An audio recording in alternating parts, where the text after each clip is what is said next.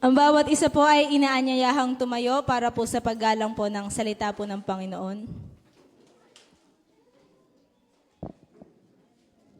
Ang ating pong teksto ay matatagpuan sa Isaiah chapter 7 verse 14.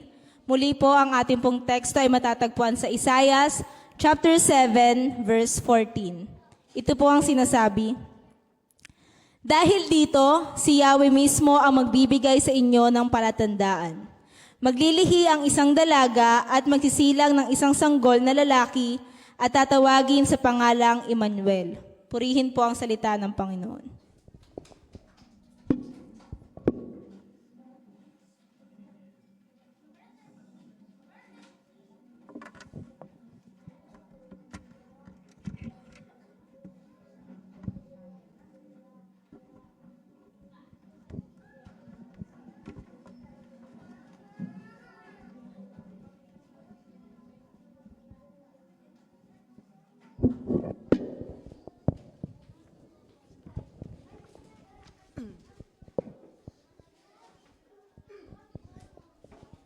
Praise. Ayan. Sige, hanap muna tayo ng mga upuan. Antayin natin munang makapag-relax yung iba. Amen. So muli po, mapagpalang umaga po sa bawat isa. Bigyan nga po natin ng masigabong palakpakan ang ating Diyos na buhay. Praise God. Hallelujah! Amen. So, salamat sa Panginoon sa muling pagkakataon na ito na ipinagkaloob sa atin ng Panginoon para tayo ay muling magsama-sama para makinig ng salita ng Diyos. Kung titingnan po natin, kanina tinignan ko po yung ating nasa Zoom, medyo nabawasan. Bakit po? Kasi po, nandito po yung iba po nating mga kapatid na nasa Zoom. Yun, praise God. Dahil binigyan po tayo ng pagkakataon ng Panginoon na yung ating po mga kapatid na nasa Zoom ay makasama po natin sa face-to-face. So, purihin po ang Panginoon. At ngayon po ang ating pong Christmas Fellowship. So, pero sabi ko nga, kanina ay kahapon ba o nung isang araw, nung kinausap ko po yung ating pong mga kapatid, sabi ko, hindi ko babawasan yung message ko, ha. So, alam nyo na yon kung ano yon. So, dati kasi kapag mayroong mga okasyon, di ba, pag Christmas Fellowship, pag anniversary, sabi nila, exhortation lang kasi nga may mga presentation mahaba. Pero nung akin pong ina-analyze, nire-reflect ko po yung mga pangyayari, sabi ko, bakit kailangang bawasan? Di ba? Bakit kailangang exhortation lang? Bakit kailangang iksian? Dapat nga sinasamantala, di ba? Dapat nga sinasamantala natin pag ganitong pagtitipon sapagkat sama-sama nating pagsasalusaluhan yung salita ng Diyos na ating pong maririnig. So kaya wala pong bawas. Anong ibig sabihin? 1 oras yung mensahe ng Diyos ngayon. Okay lang ba yun? Kasi may pagkain naman po tayo eh. Pag nagutom tayo, magugusig na lang ako kay Sister Betty after ng message. Sige, pakain na. So, diba? Hindi tayo magutom. Nandyan lang tayo. So, kaya po, wala pong bawas yung mensahe ng Panginoon. Hindi ko po siya iiksian. Hindi ko po gagawing exhortation lang, kundi baka mas mahaba pa nga. Amen po. So muli po, mapagpalang umaga po sa ating po mga nasa Zoom, yung ating po mga kapatid sa FB Live. Nakita ko kanina, chinek ko po habang bago po ako tumayo dito.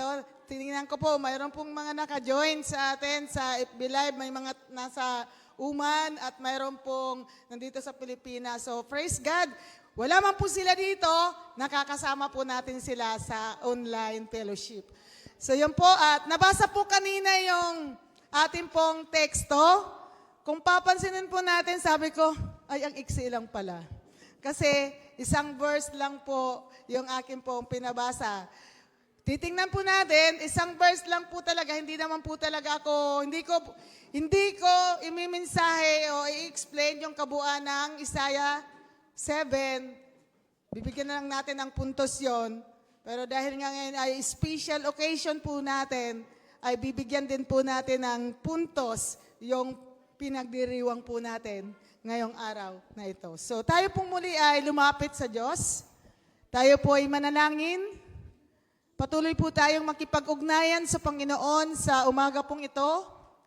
Patuloy po nating ipagkatiwala sa Diyos ang ating pong mga buhay, ang ating pakikinig ng salita ng Diyos, upang sa gayon ay hindi lamang po natin mapakinggan ang salita sa umagang ito, kundi ito'y ating pong maunawaan at maisagawa. Yes, Lord God. Hallelujah.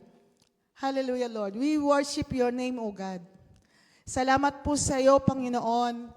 Salamat sa iyong kadakilaan, salamat sa iyong katapatan, salamat sa iyong pag-ibig sa buhay ng bawat isa sa amin. Salamat sapagkat ikaw ang Diyos na siyang patuloy na kumikilos sa buhay ng bawat isa sa amin. At sa umaga pong ito, sa amin pong pakikinig ng iyong banal na salita, hayaan mo, Panginoon, na sa pamamagitan ng pakikinig po namin, mapapurihan ka po namin, madakila ka po namin, masamba ka po namin, O Diyos, sa pamagitan, Panginoon, ng banal na Espiritu na siyang magpapaunawa sa amin ng mga salita mo sa umagang ito. Sapagkat sa ganang amin, Lord, hindi po namin kaya ito. Subalit salamat po sa iyo, sapagkat ikaw ang Diyos na siyang kikilos sa buhay ng bawat isa. Hindi lamang, Panginoon, sa mga anak mo pong nakaupo, kundi sa iyong lingkod, na gagamitin mo, Panginoon, sa umagang ito. Patuloy na maranasan ang pagkilos ng iyong banal na Espiritu. Patuloy naming maranasan ang iyong pagsama sa pamagitan ng mga salita mo. At tunay nga po, Diyos, sa pamagitan po nito, masamba ka po namin sa Espiritu at sa katotohanan. Lord, maraming pong salamat sa iyo, Panginoon, ang lahat ng papuri, pasasalamat, pagdakil at pagluwalhati sa tanging pangalan mo, Panginoong Jesus. Amen and amen. Amen po. Sige ulit nga po, palakpak po para sa Lord. Palakpak para sa Lord yun. So yung mga palakpak po natin na yan, tandaan po natin, mahalaga po yan sa harapan po ng Panginoon. Tandaan po natin, hindi po ako yung pinapalakpakan nyo, hindi po kung sino man yung pinapalakpakan po natin, kundi ang pinapalakpakan po natin ay ang Diyos na buhay. Bakit? Bakit po natin pinapalakpakan? Dahil siya ay Diyos. Siya ay Diyos. Amen po. So, tune in lamang po kayo sa ating pong, may mga Bible naman po tayo, no? Sa Isaiah 7:14, pakiulit nga muna ng malakas. Isaiah chapter 7 verse 14. Dahil dito, si Yahweh mismo ang magbibigay sa inyo ng palatandaan. Maglilihi ang isang dalaga at magsisilang ng isang sanggol na lalaki at tatawagin sa pangalang Emmanuel. Amen. So, tandaan po natin yung word po na Emmanuel. Mamaya po at maano natin yan. Yung ating pong topic sa umaga pong ito, the true meaning of Christmas. Ang totoong kahulugan ng Pasko. So dahil ngayon pinagdiriwang po natin ang kapanganakan ng ating Panginoon, sino dito yung makakasagot? Mamaya, si Ron ang magbibigay daw ng ng award. Para sa iyo, ano ba yung kahulugan, yung tunay na kahulugan ng Pasko? Marami ditong mga bata. Mga bata, alam ko na kung anong isasagot nila. Ang Pasko ay regalo. Ay, hindi daw. Nag-react yung mga bata.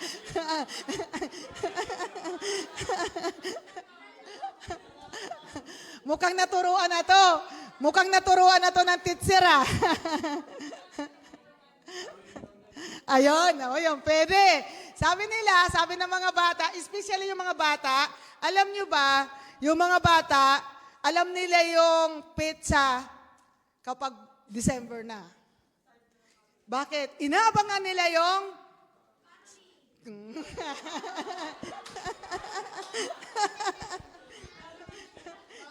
inaabangan nila yung caroling? Bakit nila inaabangan yung caroling? Yung mga bata gusto ko, ano yan? Dahil may pera. Diba? Yun yung inaabangan nila, yung mga bata. Kaya, excited sila niyan. Excited sila niyan. Yung mga matanda kaya, excited din kaya yung mga, hindi pala matanda, wala palang matanda dito. Yung mga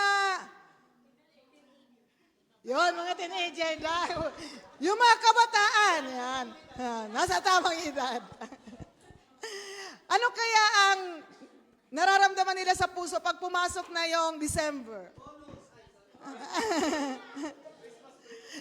Ayan, sa mga estudyante, excited na sila kasi may bakasyon.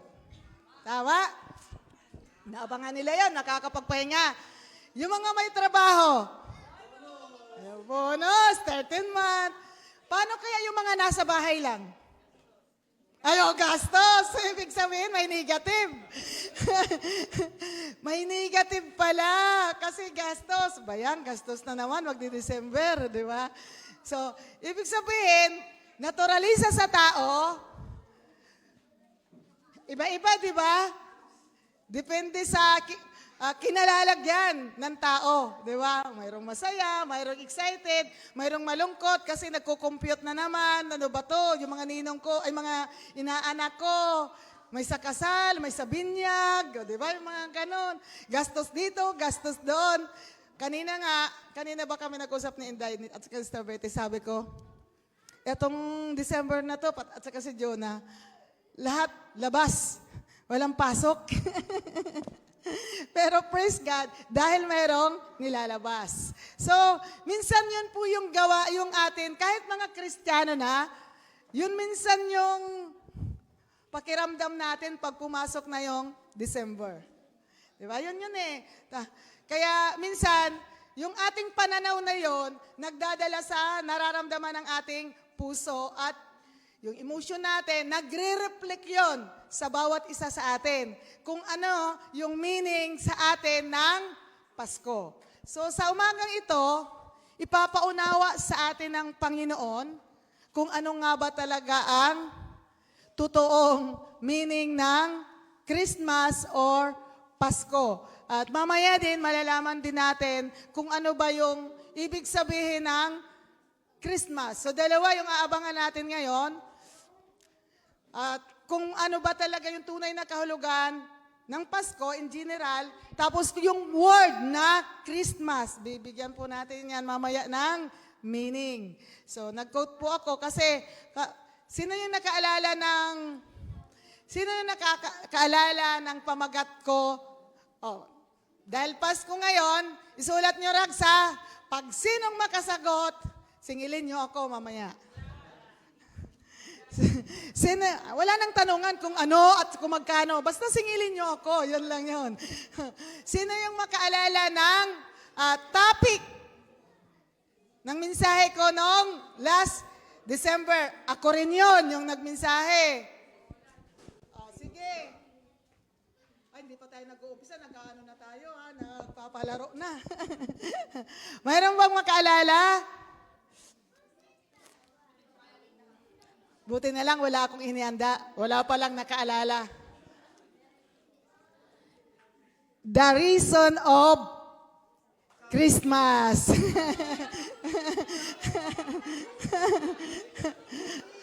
Kung bakit tayo nagdiriwang ng Kapaskuhan. So, yon po yung ating mensahe, yung ating pumensahe noong nakaraang Christmas Fellowship. At kinuha natin yon sa Luke. Sa Luke po yun, sa Luke 2. So ngayon, dito naman tayo sa Isaiah 7:14. So, kung titingnan po natin, magkaroon tayo ng konting background kasi sabi ko nga, baka mag-extend ako, hindi ako magbabawas. Baka mag-extend pa ako sa 1 oras na yon. Mukhang kinakabakabahan na. Si Chay-Chay nangingiti-ngiti na eh. So, topic, the true meaning of Christmas. Teksto po natin. Ano yung teksto natin? May nakaalala? Baka kababasa pa lang natin. Isaiah 7:14. May nagsalita doon ah. Teksto ang hinahanap ko.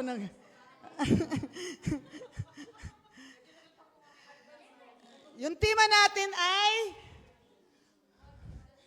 what is the true meaning of Christmas? So alamin po natin ito ngayon. So konting background sa ating pong pag-aaral dahil nasa Isaiah po tayo. So kung titingnan po natin dyan, yun. Isaiah 7, ito daw po yung pangyayari na naganap sa taong 734 to 732 around BC. So ibig sabihin, doon yun nakapaloob. Ito daw po ay, English po yung nakalagay dyan. Tatagalogin ko na lang po para po maintindihan natin.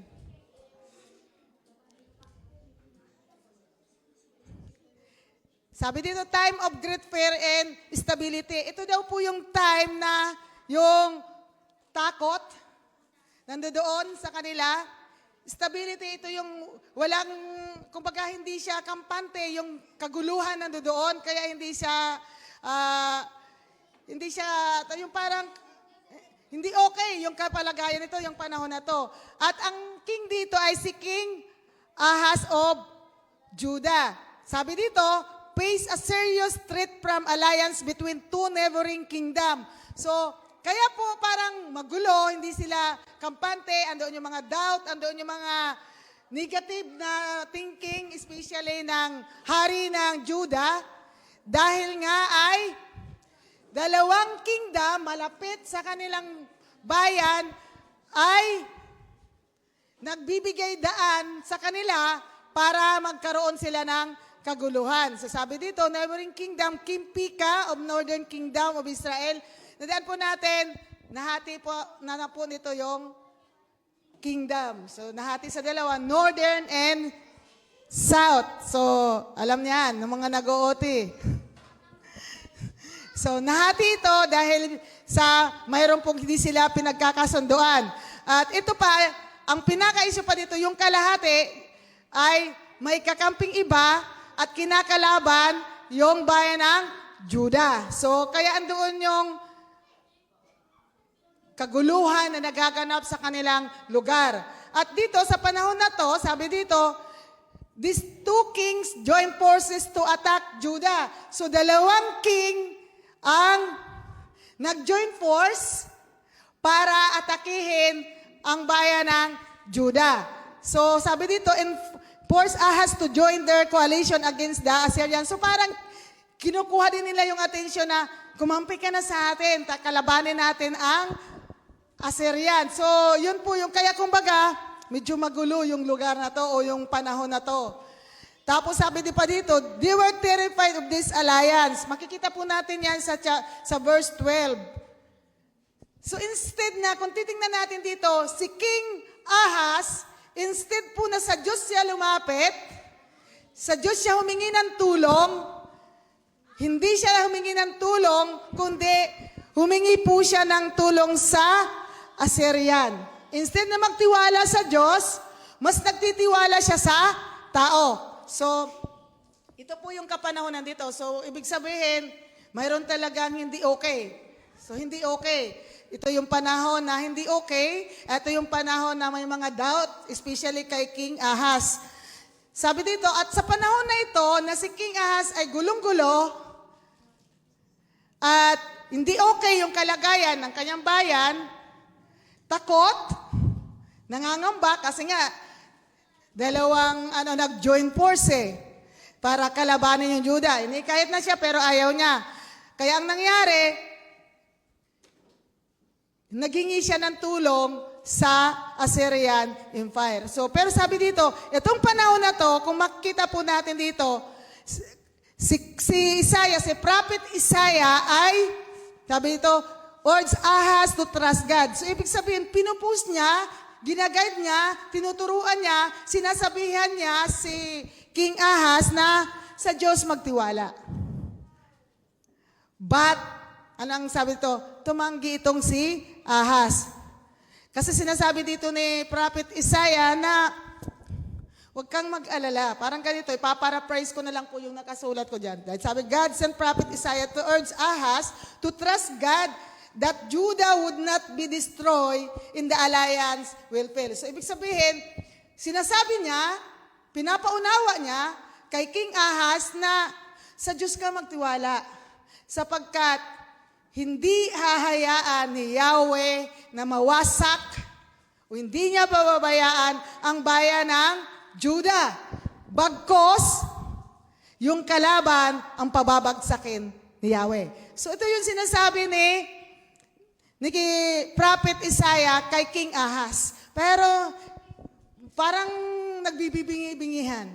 Mga ganun talagang tao. Naririnig na yung pinapayuhan mo na, pero parang ayaw niya pa rin pakinggan. Kasi, bakit ayaw niya pakinggan? Kasi may nabuo na sa kanyang utak, may plano na siya kung anong kanyang dapat gawin. So, mas nagtitiwala pa siya sa sarili niyang kaisipan. So, sabi dito, nag-refuse itong si King Ahaz. Ibig sabihin, pag sinabing nag-refuse, tinanggihan niya.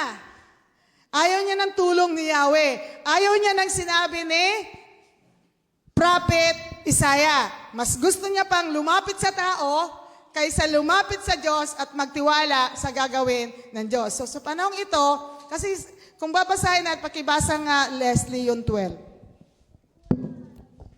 Isaiah chapter 7 verse 12.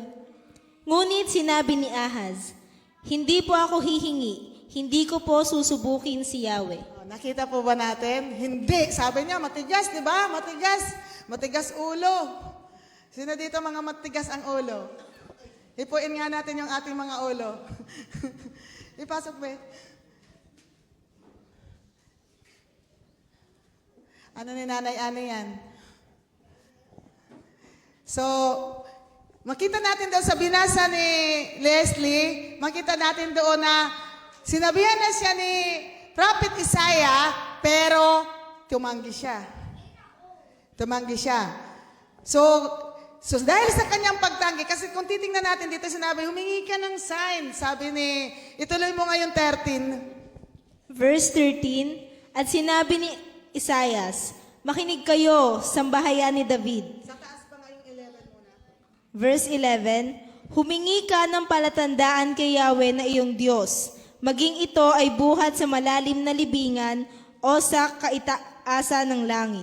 So yun, sinabi ni Prophet Isaiah na humingi ka ng sign. Kasi nga sabi ko nga, ito yung panahon na magulo, nagkakagulo. Tapos takot sila kasi nga may kumakalaban sa kanila. Hindi lang isa, kundi nag-join force pa yung dalawang king. Pero kaya sabi niya, maghingi ka ng sign sa'yo. So parang tinuturuan siya, sabi ko, lumapit ka sa Diyos. Humingi ka ng guide. Parang ganon yung sinasabi na, humingi ka ng kung anong dapat mong gawin. Parang ganon yung gustong mangyari nito ni Prophet Isaiah na sinasabi niya kay King Ahaz. Pero ayaw niya. So sa kabila daw ng pag-refuse o pagtanggi nitong ni King Ahaz, gumawa pa rin ang Panginoon ng kaparaanan para magbigay ng sign. Ano daw yung sign? Pakibasa nga. 14. Verse 14, dahil dito, si Yahweh mismo ang magbibigay sa inyo ng palatandaan. Maglilihi ang isang dalaga at magsisilang ng isang sanggol na lalaki at tatawagin sa pangalang Emmanuel. Amen. Sabi ko kanina, tandaan po natin yung word na Emmanuel.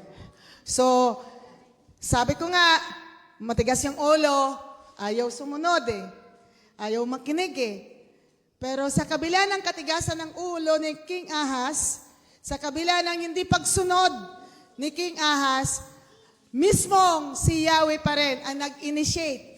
Di ba? Siya pa rin yung nag-initiate para magbigay ng sign.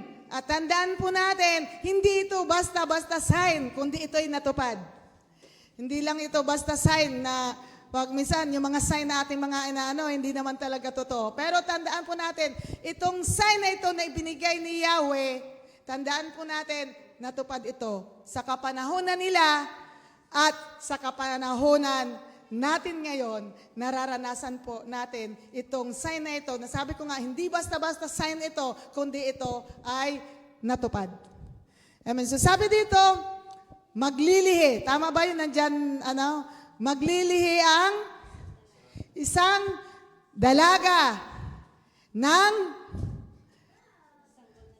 sanggol na lalaki at siya ay tatawaging Emmanuel. Tignan natin yung Mateo 1 verse 22 to 23.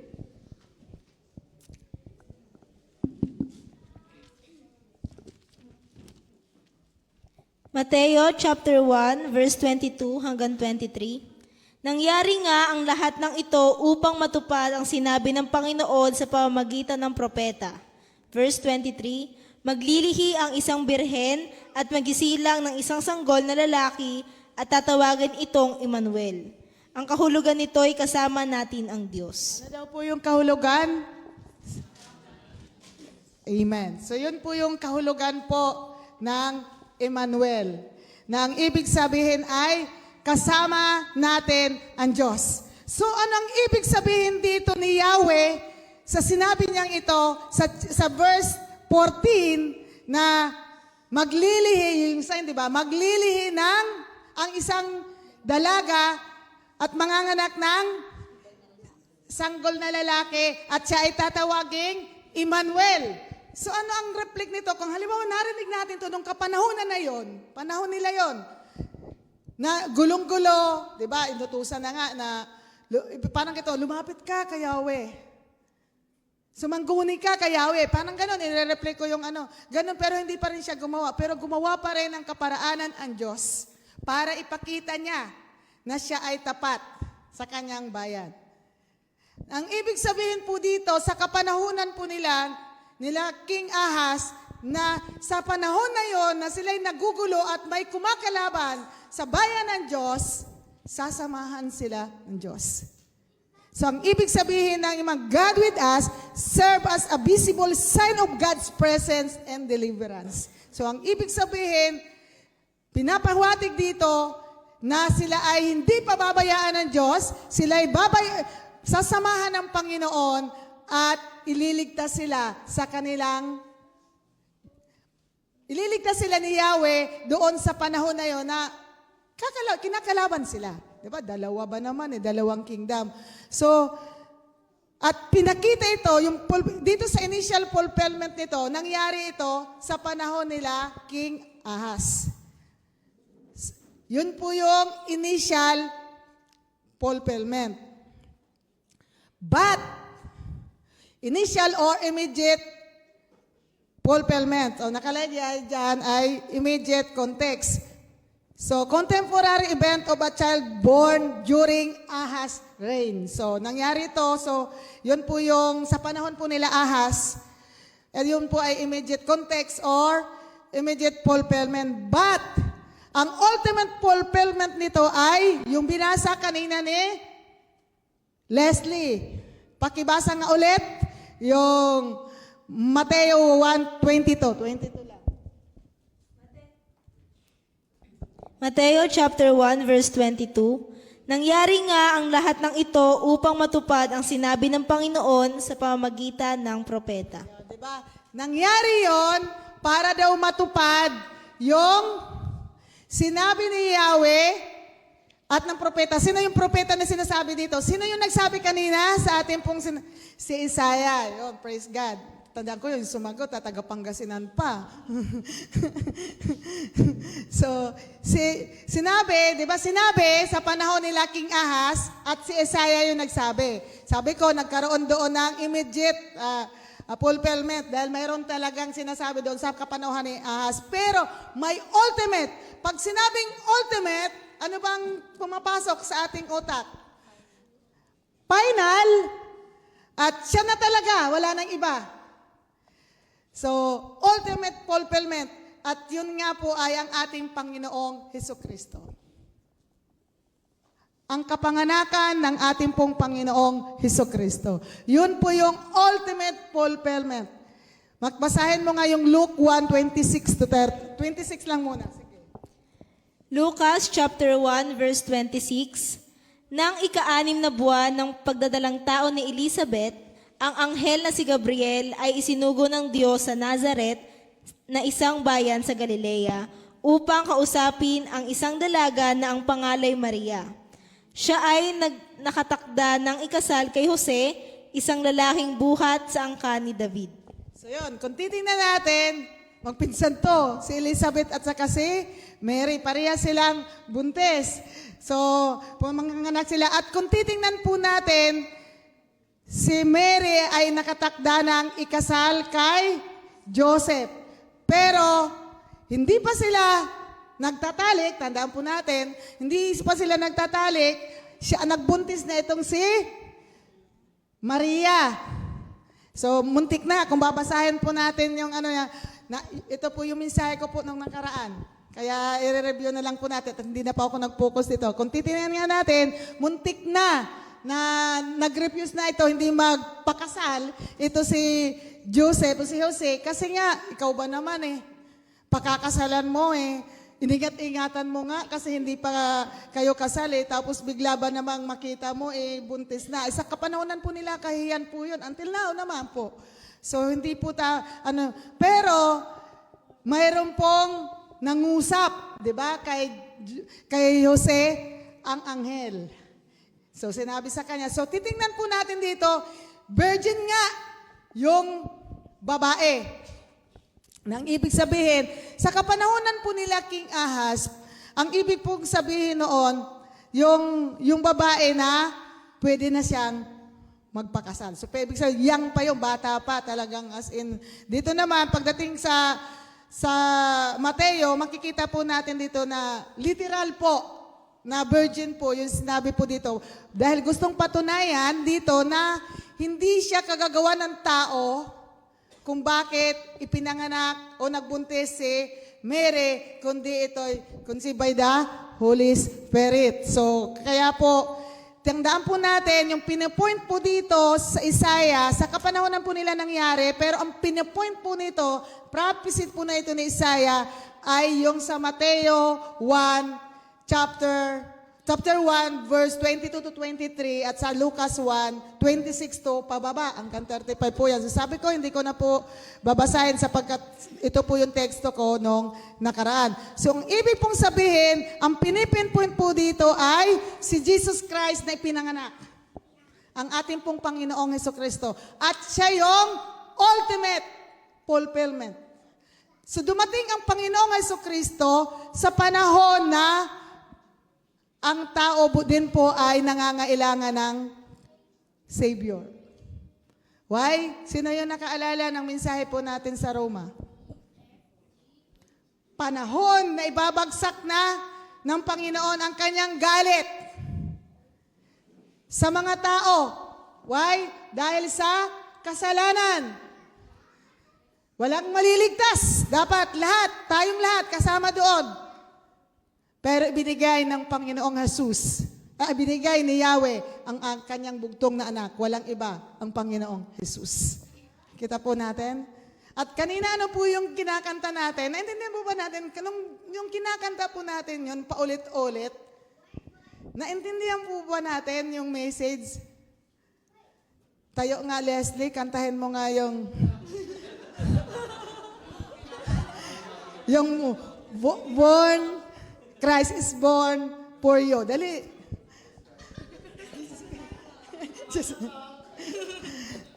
Kasi kanina, habang may kinakanta po yun, ninanamnam ko sa aking puso, yung call to worship ni Raquel. Dali, tayo. Akala mo, gino-joke ko lang yun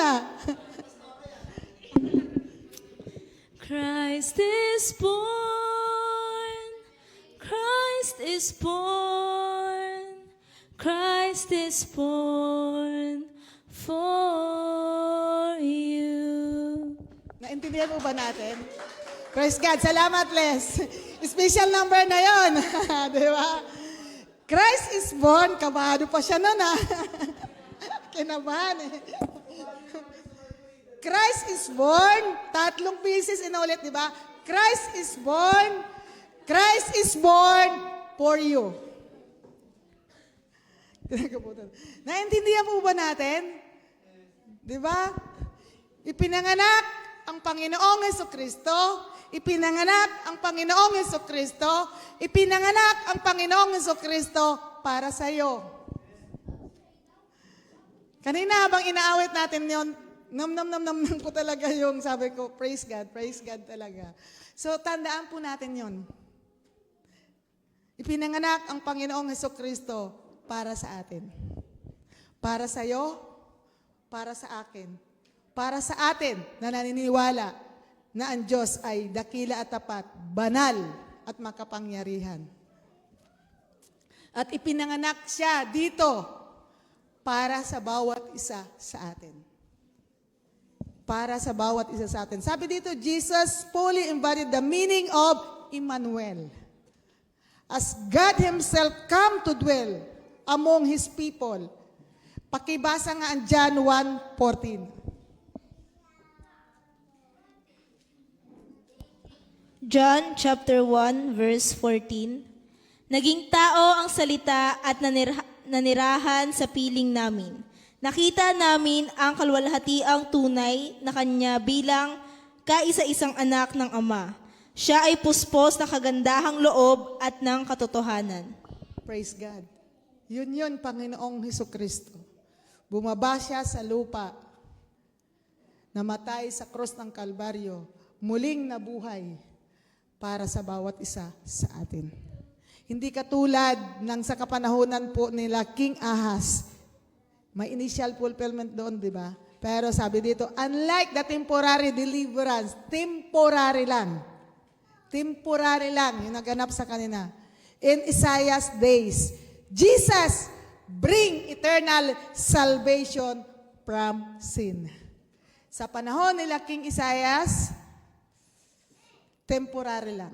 Pansamantala lang na kaligtasan, na pagpapalaya. Samantalang yung dinala ng ating Panginoong Hesukristo sa kanyang kapanganakan, ang ibinigay niya sa kanyang mga anak, kaligtasan, panghabang buhay, eternal salvation. Dahil sa kasalanan ng tao, siya ay namatay para matangkap ng bawat isa na naniniwala kay Kristo Jesus. Ang kaligtasan hindi kailanman mawawala sa bawat isa sa atin. Yung kaligtasang sinasabi doon sa panahon nila King Ahaz, yun ay physical lang. Ililigtas sila doon sa kaguluhan, sa mga pangyayari doon, sa paglalaban nila. Pero ang Panginoong Hesukristo, ang dinala niyang kaligtasan sa atin, kaligtasang hindi kayang ibigay ng isang tao. At ito yung kaligtasan ng ating kaluluwa at para magkaroon tayo ng buhay na walang hanggan. Buhay na walang hanggan. So, yun po yung dahilan, dinugtong ko na lang to sa mensahe natin nakaraan, yun po yung dahilan kung bakit po tayo nagdiriwang ng Kapaskuhan. Nagdiriwang ng, kung bakit po tayo nandito ngayon, may karoon tayong Christmas Fellowship. Mamaya po, maintindihan din po natin kung anong ibig sabihin pa ng Christmas Fellowship. Kasi po, dapat po nating maintindihan yon. Dahil tayo po ay nasa loob ng iglesia ng Panginoon. Sabi dito, so tingnan muna natin yung word ng Christmas. Kanina, sabi po nila ng mga bata, ang Christmas ay caroling. Kaya excited sila. Bakit mga caroling? Para may pera. Yung mga nagtatrabaho, sabi nila kanina, bonus at saka 13th month. Sa mga nag-aaral, Christmas break. Sa mga nanay na nasa budgeting officer, nasa budgeting department, gastos. So, ibig sabihin, naka-negative yung mga nanay sa bahay. Pero ano nga ba talaga yung totoong meaning ng word na Christmas? The word Christmas, yan, tama yun, Nay. May regalo talaga sa akin si nanay, sumasagot. Yun yung gustong-gusto ko, sumasagot eh. Sabi, the word Christmas came from the combination of two words. Nag-aaral tayo ngayon. Two words. So, tingnan natin, hatiin natin yung word na Christmas. Christ at saka Mass. Yun. Christ, sabi dito, Christ referring to Jesus Christ. Sabi ni nanay kanina, ang kapanganakan ng ating tagapagligtas, ang Panginoong Hesukristo. Tama po yun. So, Christ referring to Jesus Christ, the Messiah and Savior of the world. So, pag sinabing world, hindi po to yung talagang buong mundo, kundi yun doon po nakapaloob yung mga pinili at hinirang po ng Diyos. So, yun daw po yung ibig sabihin, Christ, nakuha natin yung Christ. Ano naman po yung karugtong? But my Mass, Christmas, hinati po natin. Yung Mass naman daw po, sabi dito, derived from the Latin word, Latin to, galing pala sa Latin tong word na misa. Galing tayo lahat sa Katoliko na panambahan, di ba? Ano ang tawag natin kapag tayo sisimba? Atin tayo ng misa. So ito pala yun, yung kahulugan na to. Latin pala to. Latin palang word to yung misa. Na ano daw po yung ibig sabihin? Means gathering for worship. Ibig sabihin, ito yung grupo na nagsasama-sama para sumamba. Or celebration of the Eucharist, the Lord's Supper. So ibig sabihin, it is a celebration. So itong ibig sabihin nito, celebration at pagsamba. Nagsasama-sama para sumamba. At sino yung sasambahin? Si Jesus. So kaya binuo yung word na Christmas. So ano yung makikita natin doon? Ano, igdugtong natin para sa atin. Ano yung ibig sabihin doon? Christmas, ito yung celebration, pagsamba. Sino yung sasambahin? Si Jesus Christ. Bakit? Siya ay Diyos, pero nagkatawang tao para iligtas yung kanyang mga hinirang. Kaya ang Christmas ay hindi biro-biro. Minsan po kasi, parang walang kahulugan sa atin yung word ng Christmas. Yun po yung gustong ipaunawa sa atin ngayon. Nanaway, yung word na Christmas, yung pagdiriwang natin ng Kapaskuhan, ay bigyan po natin ng halaga. Sapagkat ito yung celebration. Celebration. Sino dito yung nagsiselebrate kapag may birthday siya? Kasi yung mga matanda, yung mga dadaan din yan. Lilipas din yan. Pero mahalaga din yon. Kasi doon mo pinapasalamatan ang Diyos at ang iyong magulang na ginamit ng Panginoon dahil nandito ka ngayon sa mundong ito. Masigit itong ating Panginoong Hesukristo. Ipinanganak siya para sa bawat isa sa atin. Christ is born, Christ is born, Christ is born for you. Para sa akin, para sa iyo, para sa atin dito lahat. So makita po natin na ang pagdiriwang pala dapat, kaya nga sinabi pagdiriwang pero parang wala sa atin yung word na Christmas, di ba? Pinagdiriwang natin yung kapanganakan ng ating Panginoong Hesukristo. Minsan ginagamit natin yung word ng Panginoong Hesukristo pero hindi natin naunawaan yung ibig sabihin ng Pasko. So ibig sabihin, nakapaloob doon sa ating pagdiriwang ang pagsamba.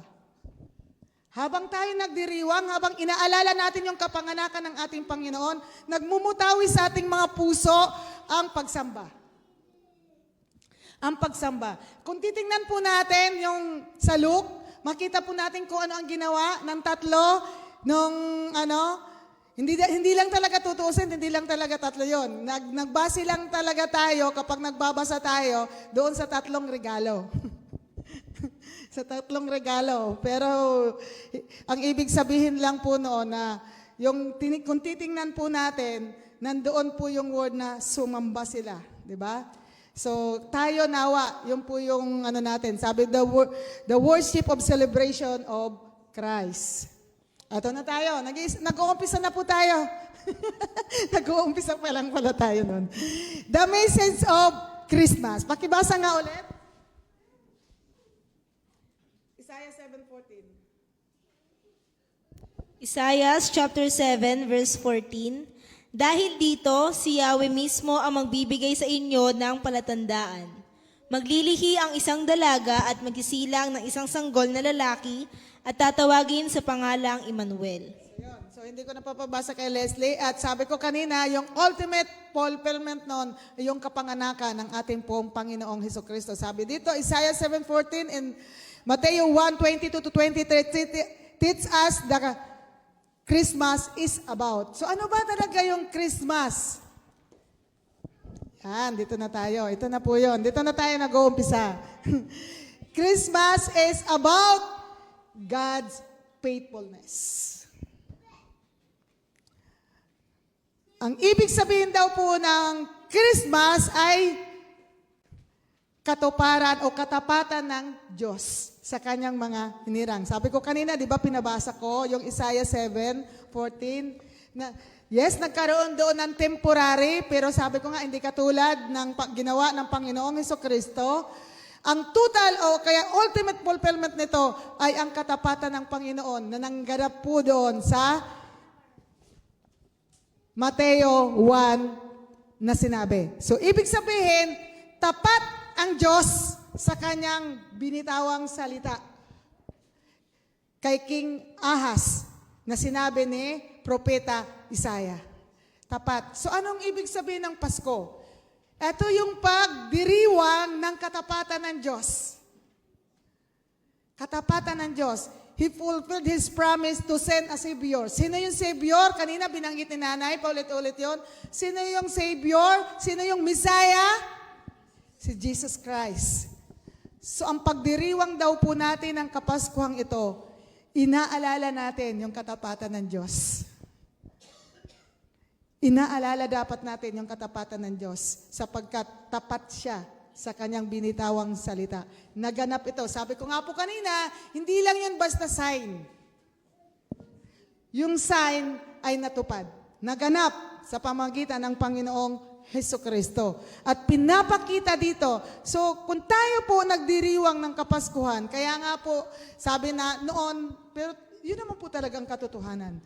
Kasi wala naman po talagang exact date ang kapanganakan ng Panginoong Jesus. So, ininterpret na lang to ng mga scholar at ginawa na lang po na December 25. Pero, kaya nga po tayo kung December 25, so tayo, magdiriwang din tayo ng December 25 ang lahat ng churches. Pero kung titingnan natin, iba-iba. Bakit? Hindi yung pizza dito yung ating pinagdiriwang, kundi ang pinagdiriwang natin dito, yung kahulugan at kahalagahan ng kapanganakan ng ating Panginoong Hesukristo. So kaya wag tayo lagi magbase na 24 or 25, ganito, ganyan. Bakit sila gana? Ang aga-aga naman ng Pasko nila. Ang aga-aga naman ng pagdiriwang nila ng Kapaskuhan. Sabi ko nga, yung mundo, especially yung mga nagtatrabaho, year-end. Nakita ko po, tinitingnan ko yung mga ano nila, the celebration of the year-end. Di ba? Yun po yung ibig sabihin, pagtatapos ng taon. So nawala na doon yung tunay na pagdiriwang. Why? Kasi hindi naman nila naunawaan. So naunawaan natin. Bakit? Kasi mayroon tayong Biblia. Nag-aaral tayo ng salita ng Diyos. So ang Pasko daw po o ang Christmas ay pagdiriwang ng katapatan ng Diyos. Dahil ang Diyos ay tapat sa kanyang sinabi. Ang Diyos ay tapat noon, ngayon, at magpakailanman. Hindi lang naging tapat ang Diyos sa panahon nila King Ahaz, kundi hanggang sa kapanahonan natin ngayon, tapat ang Diyos. Tapat ang Diyos. Sino dito yung kapag mayroong birthday, di ba may mga message? Etong Palmera dati, ganon yung laging ginagawa. May message silang pinaparating sa may birthday. Sabi, sige, mag-message ka muna bago ka magbati ng happy birthday, mag-message muna. So, salamat sa ganito, ganyan, kasi ganito ka sa akin. Yung mga ganon, di ba? Ganon kapag nagdiriwang, kapag mayroong birthday, higit sa lahat, ang Diyos, ang Panginoong Hesukristo, na natapat siya. Tapat siya sa kanyang pangako at nananatili siyang tapat hanggang sa bawat isa sa atin. Sabi dito sa aking sa kabila ng kaguluhan, kanina sabi ni Inday, si Inday talaga yung nagsabi, sabi niya gastos. Sa kabila ng gastos na iniisip natin pag December, pero tingnan natin na yung mga gastosan na yon, tapat ang Diyos na hindi niya tayo pagkukulangin. Hindi niya tayo pinagkulang. Hindi niya tayo pinagkulang at hanggang ngayon hindi tayo pagkukulangin ng Panginoon. Nga lang, sabi nga natin sa ating inawit kanina, dapat ninanamnam natin ito. The grace o ang biyaya ng Diyos ay sapat sa lahat ng ating pangangailangan. So, may gastusan, mayroong gagastusin. May problema, may solusyon. Di ba? Kaya ano yung ating poproblemahin? Sabi ko nga, doon kay King Isas, tuturuan na nga, gulong-gulo ka, ng problema ka sa kaganapan. Tapos sinasabihan ka na ni Prophet Isaiah na, lumapit ka sa Diyos, magtiwala ka sa Diyos. Kaso, ang ginawa, mas gusto niyang humingi at magtiwala sa tao. Minsan ganun din po tayo. Kaya hindi natin nararanasan yung katapatan ng Diyos kasi hindi tayo sa Diyos lumapit. Hindi tayo sa Diyos nagtiwala. Dapat, kung tayo po ay totoo na nakaranas ng biyaya ng Diyos, nakaranas ng tunay na kapangyarihan ng Diyos dahil sa kanyang kapanganakan, makita po natin na tapat ang Diyos sa bawat isa sa atin. Dapat ina-analyze. Sabi nila, year-end. So tayo, hindi tayo year-end. So dapat, eto daw po yung panahon na to, na sinicelebrate natin yung kapanganakan ng Panginoon, ito yung time na nagpapasalamat ka sa Diyos. Pero tandaan po natin kaya nga daw sabi nga noon, yan po yung tanda ko, kaya ang Pasko sa Kristiyano ay hindi lang December. Dapat, kasi si Christ yun, Christmas. Di ba? Pagsasama-sama ng mga sumasamba sa Diyos. So dapat, nagsasamba ba tayo tuwing araw lang linggo? Sumasamba ba tayo tuwing araw lang ng Pasko? Di ba dapat hindi? Di ba dapat hindi? So araw-araw, dapat tayo sumasamba. At sabi ko nga kanina, Christmas is all about God faithfulness. So dapat sa ating pagdiriwang ng Kapaskuhan, inaalala natin yung katapatan ng Diyos sa ating pong mga buhay. Siya ang Diyos noon, ngayon, at magpakailanman. Siya ang Diyos na tapat sa lahat ng ating mga pangangailangan. Siya ang Diyos na sa panahon na wala ka ng ibang inaasahan, siya ang karapat-dapat na pagkatiwalaan dahil siya lamang po ang Diyos na tapat sa buhay ng bawat isa sa atin. Sa panahon ng kaguluhan, tapat ang Diyos. Sa panahon ng kasaganaan, tapat pa rin ang Diyos. Sa lahat ng oras, nananatiling tapat ang Panginoon. So, dapat araw, kaya yun po yung dahilan na dapat po nating ipagpasalamat. Sa iba naman po, yung celebration po nila, ng katulad ng sa atin, tawag po natin Christmas Fellowship. Sa kanila po, Thanksgiving Fellowship. Tama lang po yun. Wala pong problema doon. Basta ang mahalaga, ang sentro ng selebrasyon ay si Kristo. Ang pinapasalamatan natin ay si Kristo. Ang pinapasalamatan natin ang Diyos. So sabi dito pangalawa, sabi dito, Christmas is about God presence. So pag sinabi pong God presence, kanina po sinabi ko po, ano po yung ibig sabihin ng Emmanuel? Ayon po doon sa Mateo 1 na binasa. Ano daw po ibig sabihin ng word na Emmanuel? Kasama natin ang Diyos. Anong ibig sabihin nito? Ito po yung sinabi ni Propeta Isaiah kay King Ahaz. Nang ibig sabihin, huwag kang matakot. Parang sinasabi niya, huwag kang matakot. Huwag kang magda-doubt. Huwag kang maguluhan. Sapagkat hindi hahayaan ni Yahweh na kayo ay bumagsak. Bagkos, kayo ay tutulungan ni Yahweh para makalaya sa pinagdadaanan ninyo ngayon. So anong ibig sabihin doon? Sa kapanahonan din natin. Sa kapanganakan ng ating Panginoong Jesus. Lagi nating tatandaan, mula nung tayo po ay kinilos ng Panginoon at tayo po ay naniwala sa Diyos, sa Panginoong Hesukristo, sasamahan po tayo ng Diyos sa lahat ng ating pagdadaanan. Hindi po tayo nag-iisa, may kasama po tayo.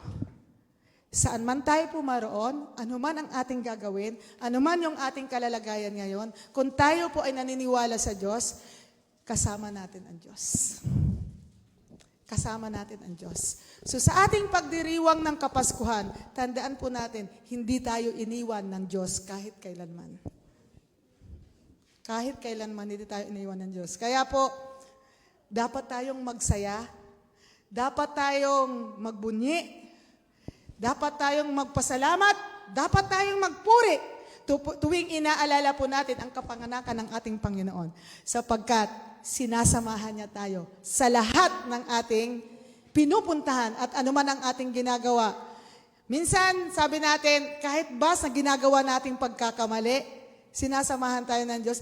Nandyan siya. Alam niya yan. Hindi yan nalilingid, yung mga ginagawa natin.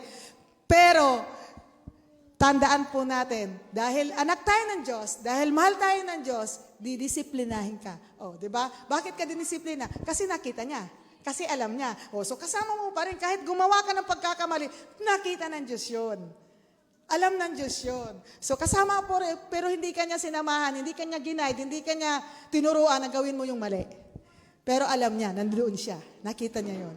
So yun, ang ibig pong sabihin na yung Christmas, yung kapanganakan ng ating pong Panginoong Hesukristo ay isa simbolo na ang Diyos ay sumasama sa bawat isa sa atin na naniniwala at nagtitiwala sa ating pong Panginoong Hesukristo. Emmanuel, God with us, Jesus came to live among us and dwell in our hearts. So, ibig sabihin, andyan ang Panginoon, yung Kapaskuhan, yung kapanganakan ng ating Panginoong Hesukristo, yung Christmas, sabi dito, Jesus assure us, the coming of Messiah, Jesus Christo, assure us that we are never alone. Nang ibig sabihin, yung kapanganakan ng Panginoong Hesukristo, nagre-remind sa atin sa ngayon, sa ating pagdiriwang, na hindi tayo, kanina sabi ko, kahit kailanman, hindi ka nag-iisa. Kasama natin ang Diyos. Kasama natin ang Diyos. Kapag alam natin ito, at nagtitiwala tayo sa salita ng Diyos, matatakot ka ba? Natatandaan ko po yung isang kwento. Mayroon daw pong anak na hindi niya pa kaya, wala siyang kakayanan na gawin ang mga bagay. Pero dahil alam niya na kasama niya yung kanyang tatay, ang lakas ng kanyang loob. Hindi siya natatakot. Harapin ang anumang bagay na kinatatakutan niya dati. Pero dahil kasama niya yung kanyang tatay, hindi siya natakot. Tayo. Mayroon ba tayong tatay? Mayroon tayong tatay sa lupa. Pero mayroon din tayong ama. Ama na dapat po nating pagkatiwalaan na anuman ang ating tatahakin, anuman yung ating pinagdaanan, anuman yung ating kakaharapin, hindi tayo matatakot. Bakit? Kasi nandyan siya. Tayo, tandaan po natin, nandyan ang Diyos. Ano lamang po yung dapat nating gawin? Lumapit sa Diyos. Magtiwala sa Diyos. Christmas is all about God's presence. Ibig sabihin, sinasamahan niya yung kanyang mga hinirang. Sinasamahan niya yung kanyang mga pinili. Ano pa? Christmas is all about God's salvation has come. Sabi ko nga, Isaiah prophecy point to the miraculous virgin birth of Jesus Christ. Miraculous. Kasi nga, sabi ko nga, di ba kanina sinabi ko na po, na naglihi ang isang dalaga. Di ba, dalaga? So, miraculous talaga yun. Miracle yun. Para sa At ang ipinanganak ay isang lalaki at yun po ang ating Panginoong Hesukristo. So, hindi yun dahil sa kagagawa ng tao kung bakit siya nagbuntis, kung bakit siya nanganak, kundi yun po ay kagagawa ng ating pong Panginoong Hesukristo para sa kaligtasan ng kanyang mga hinirang. So, sabi dito, Jesus coming was not just another human being, but a divine act of God. Divine act of God. Dahil sa kanyang planong kaligtasan para sa kanyang mga hinirang.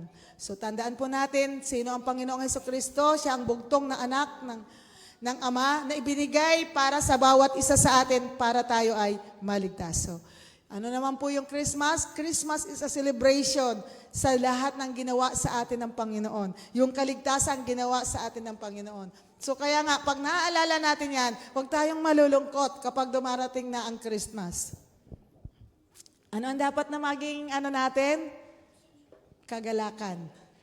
Pusong may pasasalamat. pusong may pagsamba dahil sa ginawa ng Diyos sa buhay ng bawat isa sa atin. So, kung pakibasa nga, sabi dito, so ayun. So, ano pa yung last? Last na daw, sabi niya 1 oras. Mamaya pa may kalahati pa. Ano po yung last? Christmas is about? Ano po yung nakalagay dyan? God's hope in times of darkness. Nung kapanahonan po nila King Ahaz, Propeta Isaiah, kaguluhan. Di ba may kaguluhan? Panahon na hindi nila alam, panahon na gulong-gulo sila, may kalaban sila, so may panahon na takot, pero mayroong sign na binigay ang si Yahweh na ayaw nga pakinggan ito ni King Ahaz. So sabi dito, yung kapanganakan ng ating Panginoong Hesukristo, na siyang ating pinagdiriwang, kaya mayroong Christmas, sabi to, God's hope in times of darkness. So inaalala natin na yung panahon na gulong-gulo ka, panahon na wala ka ng inaasahan, panahon na madilim ang mundo mo, mayroong ipinanganak na Panginoong Hesukristo para ikaw ay magkaroon ng liwanag. Yung panahon na babagsak na ni Yahweh, babagsak na ng ating Ama yung kanyang galit dahil sa kasamaan ng tao, mayroong isang Jesus na ipinanganak para ikaw ay iahon sa kadiliman at itungo ka sa kaliwanagan. Walang iba ang ating Panginoong Hesukristo. Siya ang liwanag. Siya ang buhay sa bawat isa sa atin. Siya yung nagbigay sa atin ng buhay. Siya yung nag-ahon sa atin sa kadiliman para ilagay tayo sa kaliwanagan. Sabi to, God gave the sign of Emmanuel to assure them that He had not abandoned His people. So kaya ibinigay niya po ang Panginoong Hesukristo sa bawat isa sa atin para sabihin na hindi natin kayang iligtas ang ating sarili, pero mayroong isang Jesus na siyang gumawa para tayo ay magkaroon ng kaligtasan. At siya yung, bakibasa nga Les yung John 8 verse 12. John chapter 8 verse 12. Muling nagsalita si Jesus sa mga tao. Sinabi niya, "Ako ang ilaw ng sanlibutan. Ang sumusunod sa akin ay magkakaroon ng ilaw sa kanyang buhay at di nalalakad sa kadiliman." Yun, nakita niyo kanina. So, si Jesus ang ilaw. At ang sino man daw pong sumusunod sa kanya ay hindi nalalakad sa kadiliman. So, sino dito yung sumusunod kay Kristo? Ayan, dalawa lang. Ulitin ko, sino dito yung sumusunod kay Kristo? O tatlo lang din kami, kasi nagtaas ako ng kamay. O sino dito yung nagbabasa ng salita ng Diyos? O si nanay lang. Pagkatapos nating basahin ang salita ng Diyos, anong ginagawa natin? Okay na, nabasa ko naman na eh. Anong ginagawa natin pag nabasa na natin yung salita ng Diyos? Sinusunod ba natin? Si Ron din lang yung sumusunod. So dapat, pag sinabi pong tagasunod, minsan kasi ang galing natin magsabi na we are follower of Jesus Christ. So, pag sinabing follower, tagasunod ka ni Kristo. So, ano ba yung ginawa ni Kristo? So, dapat, kung ano yung ginawa ni Kristo, nagre-reflect sa atin at sinisikap natin na magawa natin yon. Saan ba nakasulat yung susundin natin? Dito sa Biblia. So, dapat, yung nakasaad dito sa Biblia, kung ano yung sinasabi, kung ano yung ginawa ng Panginoong Hesukristo, ginagawa natin. Sinusunod natin. So, hindi lang biro-biro yung salita po na tagasunod. We are follower of Jesus Christ. So, ang galing natin magsalita na we are follower of Jesus Christ, pero hindi naman natin sinusunod kung ano ang sinasabi at pinapagawa ni Kristo. So, sabi dito, yung binasa natin kanina, ang sino man daw po sumusunod kay Kristo ay hindi na siya lalakad sa kadiliman. Bakit? Kasi si Jesus mismo ang liwanag ng buhay. Ang liwanag ng siyang naglilid sa atin para mamuhay tayo ng mayroon pong Kabanalan, sabi ni Sister Betty, di ba? Na mayroon pong kabanalan at kaliwanagan at nagbibigay parangal at papuri at pasasalamat sa Diyos na dakila. So yun po yung totoong sumusunod sa Panginoong Hesukristo. Namumuhay na mayroon pong kabanalan at nagbibigay parangal at papuri sa ating pong Panginoong Hesukristo. Hindi na siya namumuhay sa kadiliman, sapagkat ang salita ng Diyos ay liwanag ng buhay. Amen? So yun daw po yun. Yun daw po yung na alalahanin natin na sa panahon, kina King Isaias, King Ahaz, ay nasa panahon sila ng kaguluhan. Sa atin din, tinatagpuan din tayo ng Panginoong Hesukristo sa panahon na wala tayong inaasahang iba, kundi siya lang dapat. Kasi nga, yung kaligtasan natin, sa Kanya natin natagpuan. At ang Diyos ang humanap sa atin, hindi tayo ang humanap sa Diyos. Kung titingnan natin doon, umayaw si King Ahaz, pero nag-initiate pa rin si Yahweh para ibigay sa kanila, iparamdam sa kanila na tapat ako sa aking pangako at hindi ko kayo pababayaan. Hindi kayo babagsak, yung kalaban nyo, siya yung babagsak, kayo ay ililigtas ko. So tayo din po, sa kapanahonan din po natin, siya ang ating tagapagligtas. Sa panahon na tayo po ay walang inaasahan, ang Diyos po ang dapat po nating pagkatiwalaan. So, conclusion po tayo. Wow, conclusion na. so ano po yun? Yung kanina, apat po yun. Ano daw po yung meaning ng Christmas? Yung word na Christmas, binigyan po natin. At yung apat, anong ibig po sabihin doon? Sabi niya, yung Christmas ay pagdiriwang ng katapatan ng Diyos, God's faithfulness. Pangalawa, God's presence, ang ibig sabihin ay kasama natin ang Diyos, hindi ka nag-iisa. Pangatlo, God's salvation, na ang Diyos ang ating tagapagligtas. Pang-apat, pag-asa. Sa panahon ng kaguluhan, sa panahon ng doubtful moment natin, sa panahon na tayo ay hindi natin alam kung saan tayo huhugot ng lakas, tandaan po natin, mayroong Jesus na ipinanganak para tayo ay bigyan ng pag-asa. Amen po? So yun po. So sabi dito, the true message of Christmas, God with us through Jesus Christ. So ano daw po, Tagalogin natin? Ano yung totoong mensahe ng Kapaskuhan? Kasama natin ang Diyos sa pamamagitan ng Panginoong Hesukristo. So kaya dapat sa ating pong pagdiriwang, kasama natin ang Panginoon at siya ang sentro ng selebrasyon. Diba? He is with us to give us hope. Ang Diyos ang siyang nagbibigay ng pag-asa sa panahon na hindi natin alam kung ano ang ating gagawin. He is with us to remind us of His unfailing love. Pag sinabing unfailing love, ano yung kahulugan nun para sa atin? Ano rin? Bumubulong-bulong kayo, parinig nyo naman. Ano yung sabi Micah? Si Micah, pag ngiti-ngiti lang to ay, wow, lalim nun Ang di nagmamaliw na pag-ibig ng Diyos. Yun, malalim-lalim yun mayroon bang medyo mababaw doon? Na di nagmamaliw? Mababaw kasi malalim yun Yan, hindi nagbabago. Yan, yun yung mga ibig sabihin. Unfailing love, yung tao na hindi ka talaga karapat-dapat na ibigin, pero dahil sa kadakilaan ng Diyos, minahal ka niya.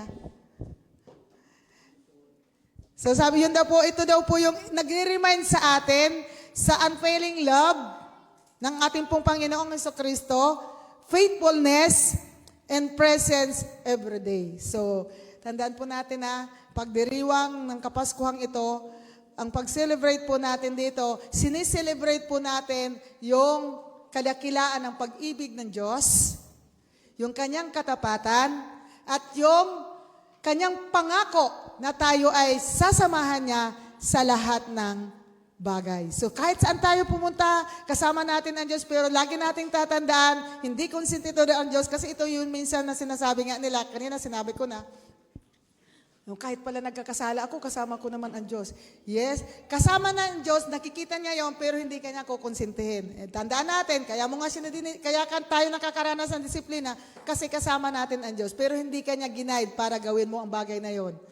Hindi kanya tinuruan para magkasala. Nakita niya at alam niya, dahil ang Diyos ay hindi nalilingid sa kanya ang lahat ng bagay. Ang Kapaskuhang ito, ang pagdiriwang po ng Christmas, sabi dito,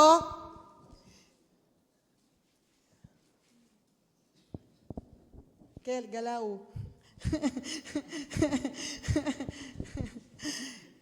Ito po yung pagdiriwang ng God's greatest gift. Sino po yung regalo? Kanina may nagsagot, di ba? Regalo. Sino po yung regalo na natanggap po natin? His Son, Jesus Christ, our Emmanuel. Ang dakilang regalo ng Diyos sa bawat isa sa atin, ang Panginoong Hesukristo, ang Emmanuel, na ang ibig sabihin, God with us. Kasama natin ang Diyos. Christmas is more than, sino po dito yung, kasi dati, nung ating pong mga paniniwala dati, sabi natin, ay, sa bagong taon na ako maghanda. Meron ba tayong anong ganon? Bakit daw sa bagong taon na maghanda? Kasi yung Pasko para sa mga bata.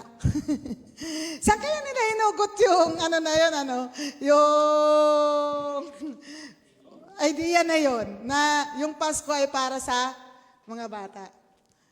Ngayon, naintindihan ko nung habang nagbabasa ako, kasi nga, bata ang ipinanganak.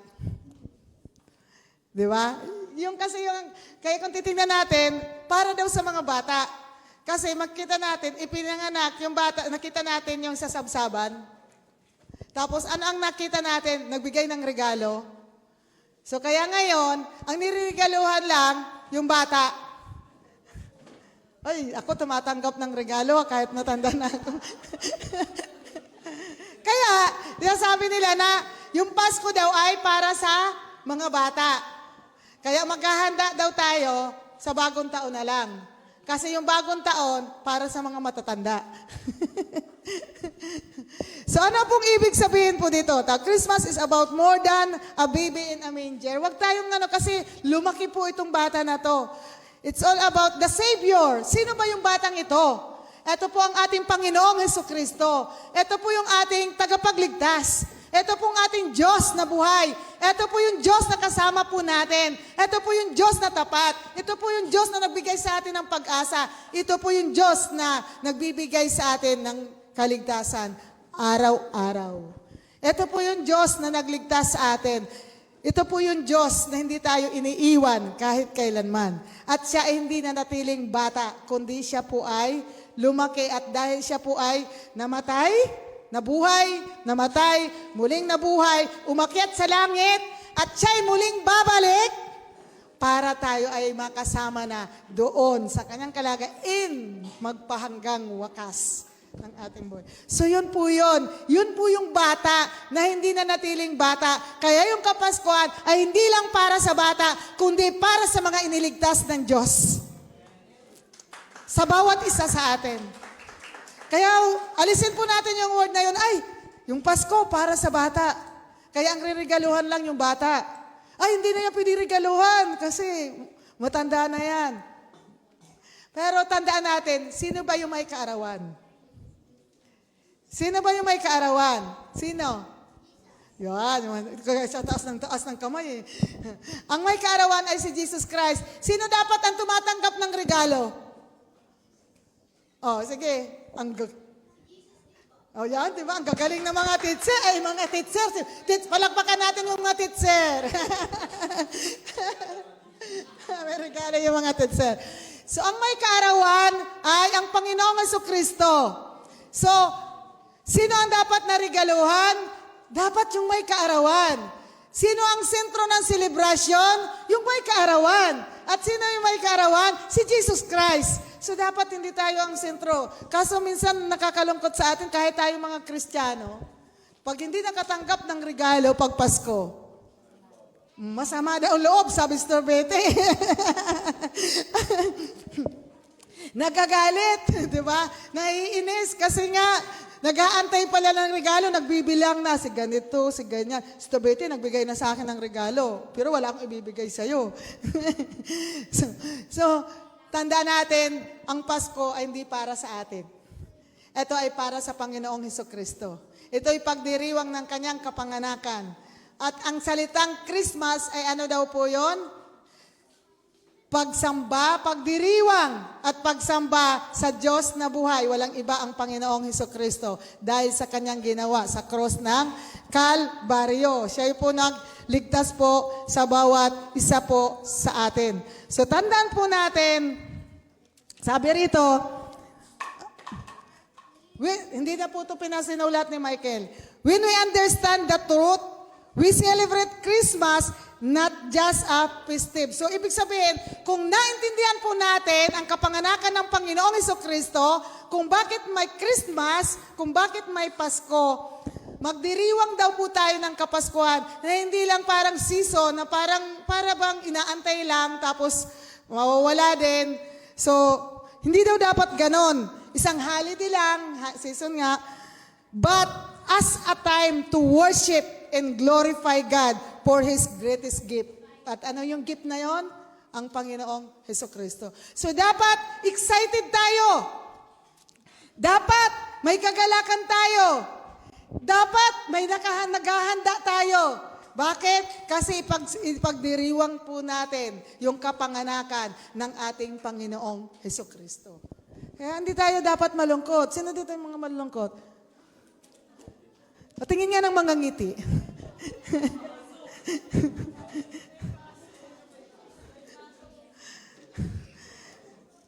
So, ibig sabihin, inuulit ko po, hindi natin dapat ikalungkot ang pagdiriwang ng Kapaskuhan. Bakit kaya nalulungkot yung mga iba pagdating ng Kapaskuhan? Malamig ang Pasko. Kasi walang handa. Kasi walang regalo. O kasi may pasok. May pasok? Wala naman ah. Ay, si Kuya dyan. So, tandaan po natin, kaya po kanina sabi ko, di ba, huwag tayong malulungkot. Kasi nandito pa tayo para ipagdiwang ang kapanganakan ng ating Panginoong Hesukristo. Ano daw po yung dapat nating irigalo sa Diyos? Say na yung my birthday? Ano? Puso. Galing ng mga bata na to, naturuan talaga ng mga teacher. Palapakan nga natin yung mga teacher.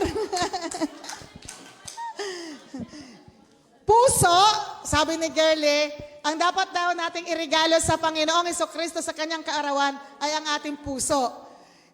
Yung puso na mayroong pasasalamat, puso na nagdiriwang, puso na sumasamba sa Diyos, puso na nagbibigay parangal sa Diyos. Yan po yung dapat nating, at hindi lang po tuwing araw ng Pasko. Oh, dapat araw. Kasi sabi doon, ano yung meaning ng Christmas? Pagsamba. Oh, diba? Pagsamba. Sasamba ka lang ba tuwing Pasko? Oh, hindi, di ba? Naku, mas magagaling na talaga itong mga bata kaysa sa mga ano. So, dapat sumasamba tayo araw-araw, oras-oras, minuto. So, anong ibig sabihin dito? Ibig sabihin para mo, minuto, araw-araw, oras-oras ay Pasko.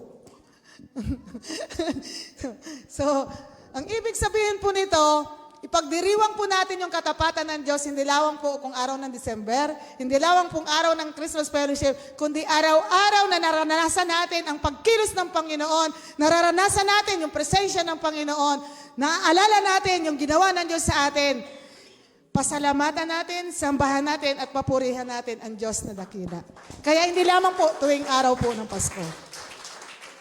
At sabi nga po, kung nauunawaan daw po natin ito, Pagdiriwang po natin ito ay hindi lamang isang holiday na kinagagalak ng iba dahil walang pasok, dahil may 13th month, may bonus, break, kundi ipinagdiriwang po natin ito ng mayroon pong pagsamba sa Diyos.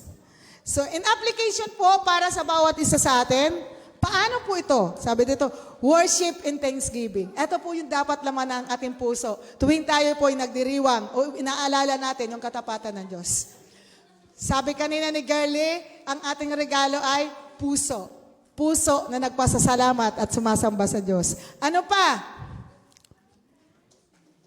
May naranatan tayong regalo, di ba? May natanggap tayong regalo. Ano yung dapat nating gawin? Share. Ibahagi po natin ang regalo na natanggap po natin. Anong ibig sabihin? Ito, yung salita ng Diyos. Ihayag po natin yung salita ng Diyos. Proclaim the goodness of God. I-testify po natin, ipahayag po natin yung kadakilaan na ginawa ng Diyos sa ating pong mga buhay. Act of kindness. So ano po, kapag naalala po natin yung ginawa ng Diyos, kaya nga po, di ba, 10 commandments, ginawa po ng Panginoon na 2, pero hindi po yun sinabi ng Diyos na binawasan niya. Kinumbine niya lang po yun sa 2. Sige nga, sino yung wag naman bata, yung matanda na. Yung, hindi pala, wag pala matanda, mababato ako dito eh. 2, 10, naging 2, ano yon? Tagalog na para maintindihan. Nagtuturuan mo. Kent, sige, si Kent na lang.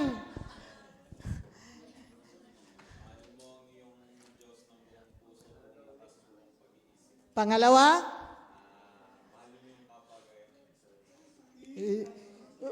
Sa Mateo yon, hindi. Yung sa John, ayaw ko nang sa Mateo. John, ang gusto ko ngayon na marinig. Mahalin mo ang iyong kapwa kagaya ng pag-ibig ko sa inyo. So, yun yung po sinabi ng Panginoong Hesukristo. Kasi kapag sinabi mong mahalin mo ang iyong kapwa kagaya ng pagmamahal mo sa iyong sarili, may limitation yun eh. Pero kung yung ating pagmamahal sa ating kapwa nakabase sa Diyos, tandaan po natin, wala pong limit yun. Magagawa po natin yung mga bagay. Kasi kapag gaya sa ating sarili, limited lang yun.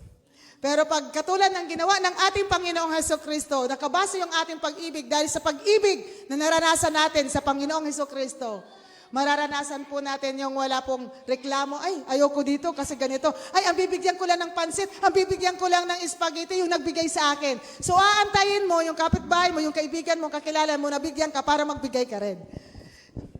Pero tandaan natin, ang Panginoong Hesukristo, diligtas tayo, binigyan tayo ng regalo nang wala tayong ibinigay. Nagbigay siya, pero wala tayong binigay. So ang ibig pong sabihin, dapat tayo, pag nagbigay, hindi natin aantayin yung ating kapwa para magbigay sa atin. Kundi, gayahin natin yung ginawa ng Panginoong Hesukristo. Wala man tayong matatanggap sa kanila, pero magbibigay tayo sapagkat nanggagaling yun sa ating puso na gusto nating magbigay dahil mahal natin siya. Amen. So yun po yung dapat. Yun daw po yung tamang application sa ating pong pagdiriwang sa Kapaskuhang ito. Kaya po, kapag nagbigay po tayo, huwag tayong mag-antay, nabibigyan din po tayo. Ano pa? Trust God. Magtiwala daw po tayo sa pangako ng Diyos. Yun po yung lagi nating Tapos, sa ating pong pagsalo-salo, sa ating pong pagsama-sama ng ating pamilya, ituro po natin kung anong tunay na kahulugan ng Pasko. Hindi lamang po yung kakain tayo, hindi lamang po yung basta magsasalo-salo tayo, kundi dapat nauunawaan ng ating pamilya kung bakit mayroong pagsalo-salo. Kung bakit mayroong pagdiriwang, kung bakit tayo nagsasama-sama. Wala pong problema sa pagsama-sama po ng pamilya dahil yun po dapat, at dapat po nakikita po doon kung may dahilan kung bakit nagsasalo-salo. At dapat ang sentro ay si Kristo. Yun daw po yung tamang application sa ating pagdiriwang ng Kapaskuhang ito. Amen po ba? Palakpakan po natin ang ating pong Panginoon. Praise God. Hallelujah. Yes, Lord God. Hallelujah. Purihin ka, Panginoon. Purihin ka, O Diyos. Salamat po, Panginoon, sa oras pong ito. Salamat po, Panginoon, sa patuloy na pagpapaunawa niyo po sa amin pong pagdiriwang ng Kapaskuhang ito. Maraming salamat po sa iyong katapatan. Salamat po sa patuloy na pagsama mo po sa bawat isa sa amin. Salamat po, Panginoon, sa mga salita mo. Salamat po, O Diyos, sapagkat sa oras pong ito, ikaw nawa ang maging sentro ng aming pong pagdiriwang. At hindi lang ito holiday o season, kundi ito isang araw, Panginoon, isang pagdiriwang sa iyong ginawa sa buhay ng bawat isa sa amin. Kaya naway matagpuan niyo po ang aming mga puso na sumasamba sa iyo, na nagpupuri sa iyo, na nagpapasalamat po sa iyo, at patuloy na nagpapakumbaba sa iyong harapan. At matagpuan niyo po yung aming mga puso na nagsusumikap na makasunod sa iyong kalooban, maipakita at maipadama, maipahayag ang katotohanan ng iyong mga salita. Marami pong salamat po sa iyo, Panginoon. Salamat po at naway patuloy na ikaw ang Diyos maparangalan sa aming pong ginagawang ito. Salamat po, Panginoon, sa patuloy na pag-remind sa amin kung ano ang dapat po namin gawin bilang mga pinili mo, bilang mga tagasunod mo, Panginoong Jesus. Kaya po sa oras pong ito, patuloy ko pong isinusuko at tinataas, pinagkatiwala sa iyo ang buhay ng bawat isa. Ang aming po mga kapatid, may mga pangangailangan. Especially po si Sister Rosie. Sa iyong mga kamay po namin siya itinataas, pinagkatiwala. Ano man po ang kanyang kalagayan sa mga oras na ito, naway matagpuan niya po, Panginoon, ang kagalingan at kalakasan na nagmumula po sa iyo, Panginoon. Lord, marami pong salamat at patuloy ko pong binabalik po sa iyo ang lahat ng parangal, pagsambat, pagdakil at pagluwalhati sa tanging pangalan mo, Panginoong Jesus. Amen and amen.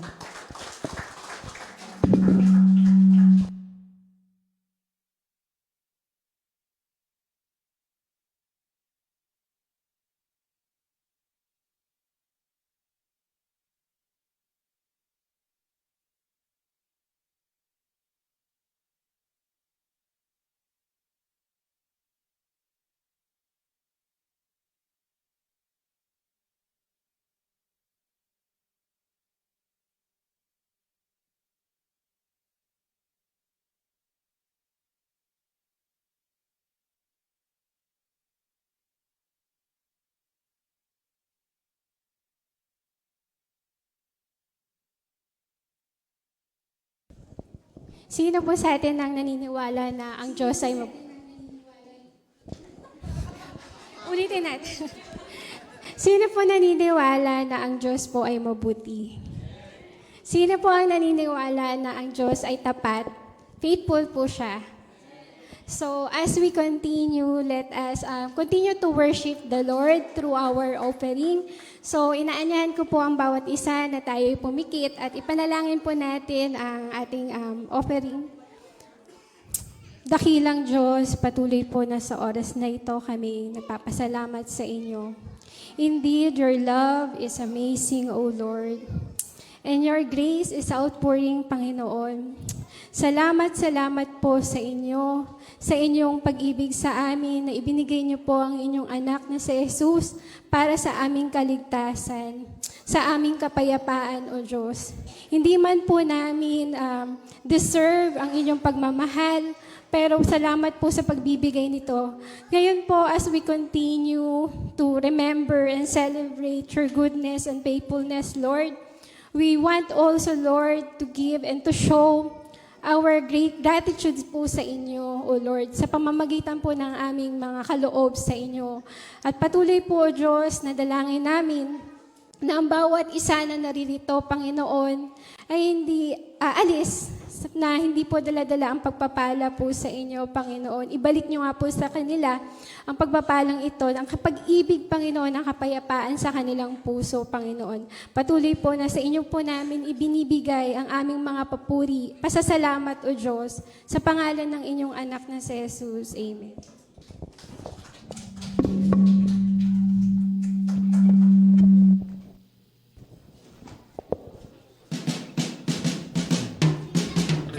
Christ is born, Jesus Christ is born. Let all of heaven and earth rejoice on this Christmas morn. So died upon the cross, and He conquered death and sin. He rose up from that grave,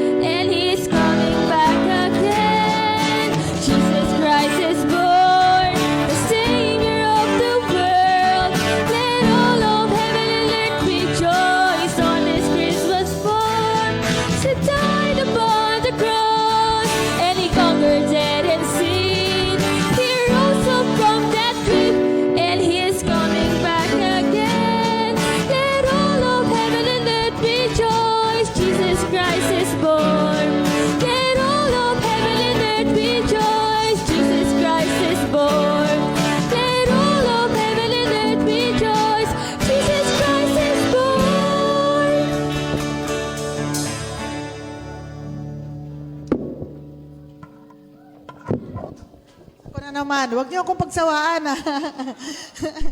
Hindi, at pumasok na kasi yung ating lead pastor, kaya alas 12 ng kanya, tagal ko kasi. Kaya ako ulit. So yan po, tayo po ngayon ay darako po sa acknowledgement. So ating pong unang ina-acknowledge ang ating pong Panginoon na siya pong may kaarawan, na ating pong pinagdiriwang, ang kanyang katapatan, ang kanyang kabutihan, ang kanyang pag-ibig, at ang kanyang kadakilaan. So, salamat sa Panginoon sapagkat siya ang Diyos na siyang patuloy po nating pinapupurihan. Pangalawa, ating pong ina-acknowledge yung ating pong mga kapatid na nanggaling po sa Pangasinan. Ayan. Praise God. So, minsanan lang po natin ito nakakasama. Tuwing araw po ng pagdiriwang po natin ng Christmas Fellowship, at sa anniversary, yun lang po natin. At tayo pupunta rin doon sa pag-anniversary din ng Pangasinan. Kaya po, salamat po sa Panginoon sapagkat nakasama na naman po natin ang ating po mga kapatid sa Pangasinan. At atin din pong ina-acknowledge yung ating pong kapatid na hindi po ito uma-absent sa Zoom. Yung taga-Cubao, ang Arcega family. Kaya wala sila sa Zoom dahil nandito sila ngayon. so yun. At ina-acknowledge din po natin yung ating pong, yung apo ni Nanay Ani. Yung apo ni Nanay Ani nandito po at mayroon po siyang pinadala sa bawat isa po sa atin. Ayun. So, nag-chat po sa akin si Nanay Ani na hindi po siya makakapunta pero mayroon daw po siyang ipapadala. At ang pinadala niya yung kanyang apo para dito po ay makasama po natin. So, salamat sa Panginoon at atin din pong ina-acknowledge sa umaga pong ito ang bawat isa po sa atin na nandito po ngayon. Palakpak po para sa Panginoon. Yan. So, at syempre po, ina-acknowledge din po natin yung presence po ng mga nasa Zoom. At ang nakita ko po kanina na nasa Zoom na nanatili, ito po yung nanatili. Si Sister Lina, yan. Gandang umaga po, Sister Lina. Nag-iisa ka na lang dyan. Huwag kang mag-alala, kasama mo si Lord. So yan, siya na lang po yun kasi mamaya po, pasok, pinatapos niya talaga yan. At ina-acknowledge din po natin yung ating pong mga kapatid na ka-tune in po sa FB Live. Hindi ko man po kayo maisa-isa, hindi ko mabanggit yung inyong pangalan, ay alam po ng Panginoon na nandiyan kayo at naka-tune in po kayo sa gawain po ng Panginoon. Naway, kasama namin kayong nagpupuri at nagpapasalamat po sa ating pong Panginoon. So yun po, at salamat din po sa bawat isa na nandito po na patuloy na nagbibigay parangal at papuri sa ating Panginoon. Inaalala yung ginawa po ng ating pong Diyos na buhay. At remind ko lang po, sa mga susunod po na linggo, nasa Zoom na lang po ako muna. Ipag-pray nyo po, mamayang madaling araw kami po ay pansamantalang lilisan dito po sa Palmera para po doon po muna kami mag-celebrate din ng Kapaskuhan doon po sa Uman. Huwag kayong mag-alala, ibabalik kami dito ng Diyos. So, ayon sa kanyang kalooban ha, hindi sa kalooban ko. So mamaya na po yon at after po ng ating pong celebration, mayroon pong pagpupulong yung mga workers. O kaya stay put po muna tayo dito. So, yung ating pong mga announcement, yung pa rin po yun. Wala naman pong pagbabago. Magbabago lang po doon yung mga gagamitin. Pero tune in po kayo sa ating pong announcement sapagkat nandoon po yun. So, mayroon lamang pong pagbabago kayong makikita pagpasok po ng January, yung first week po ng January, hindi po ako ang tatayo o hindi po ako magpapahayag ng salita ng Diyos. Si Michael po, palit muna kami ng schedule. So, yun lang po yung makita nyo yung pagbabago. So, tune in lang po tayo sa ating pong mga schedule. So, yun po, muli, maraming salamat sa bawat isa at naway matagpuan tayo ng Panginoon na yung puso natin punong-puno ng kagalakan dahil sa kadakilaan at katapatan po ng ating pong Panginoon. Sa Diyos po ang lahat ng papuri. Palakpak po para sa Panginoon.